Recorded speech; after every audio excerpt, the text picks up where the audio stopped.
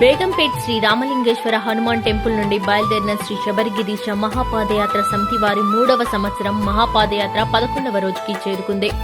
ఈ రోజు పొగడ్తా పవన్ కుమార్, పొగడ్తా హిమాంబిక వారి పెళ్లి రోజు సందర్భంగా వారు ఏర్పాటు చేసిన భిక్షను అయ్యప్ప స్వాములు స్వీకరించి పాదయాత్రను కొనసాగించారు.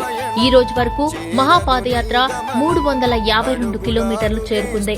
సోములు యాదవ్ గురుస్వామి మరియు బుచ్చిబాబు గురుస్వామి ఆధ్వర్యంలో బయలుదేరిన ఈ మహాపాదయాత్రలో నాగరాజు గురుస్వామి, బాలు గురుస్వామి, దశరథ గురుస్వామి, బబ్లుగౌడ్ గురుస్వామి, కృష్ణకిరణ్ గురుస్వామి, కెప్టెన్ అనంతకృష్ణ గురుస్వామి, చింటూ నరేష్ గురుస్వామి, బుల్లెట్ వెంకట్ గురుస్వామి మరియు 150 మంది స్వాములు ఈ మహాపాదయాత్రలో పాల్గొన్నారు. చూడాలయ్యా కలలు గన్న తీరము చేరాలయ్యా, కనులార స్వామి నిన్ను చూడాలయ్యా. మా శ్రీ శబరిగిరీశ మహాపాదయాత్ర మరవమయ్యా, ఆగదు మా పయనం చేరదు నీ గమనం, అడుగులాడుగేస్తూ పలికినాము నీ శరణం.